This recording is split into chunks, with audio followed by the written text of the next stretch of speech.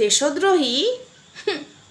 গেটের টাকাটা সন্দীপ পেলই না, কিন্তু তুই সোশ্যাল মিডিয়াতে রটিয়ে দিলি গেটের টাকা লোকে দিয়েছে।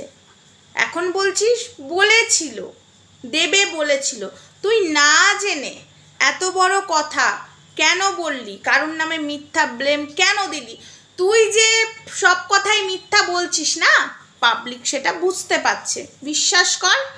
কিন্তু তাও তোর ওই ছুঁচো মুখটা দেখাতে চলে আসছিস। তবে বিষয়টা হলো, স্বামী অসুস্থ, চুল কাটার স্টাইল কি করে আসছে?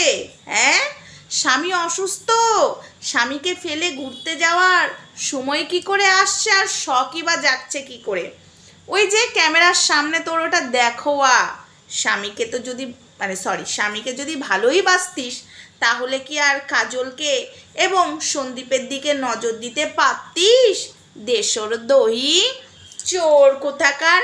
যেই চোর ধরা পড়েছে সেই বলছে সন্দীপরা নাকি ওকে 2টো শাড়ি দিয়েছিল। তাই বুঝি? 2টো শাড়ি দিয়েছিল না একাধিক শাড়ি তুমি চুরি করেছো সন্দীপের মায়ের গিফটের শাড়িগুলো? যেই শাড়িগুলো তোর হাত দিয়ে সন্দীপের মায়ের কাছে পৌঁছানোর কথা, সেই শাড়ি সন্দীপের মায়ের হাতে পৌঁছায়নি, তুই নিয়ে নিয়েছিস।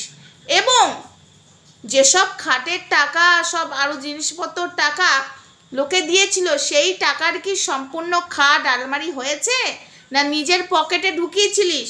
সব গয়নাই তো বন্ধক দিয়ে দিয়েছিলিস কাজলের সাথে মায়াপুরে হোটেলে থাকার সময়। আর সন্দীপের নাম করে লোকের কাছ থেকে টাকা নিয়ে গয়নাগুলো ছাড়িয়েছিস। এখন সব দোষ সন্দীপের ঘাড়ে দিয়ে দিচ্ছিস না? যেই ধরা পড়ে গেছিস সব দোষ সন্দীপের ঘাড়ে। তুই যখন বলেছিস গেটের টাকা লোকে দিয়েছে, কালকে লাইভেও তোকে একজন কমেন্ট করেছিল, জানো সন্দীপদা বললো গেটের টাকা কেউ দেয়নি। তুই কি বললি? প্রমাণ আছে, আমি সব প্রমাণ রেখে দিয়েছি, আমি সযত্নে আমি দেব। আজকের ভিডিওতে কি বললি? গেটের টাকা দেবে বলেছিল।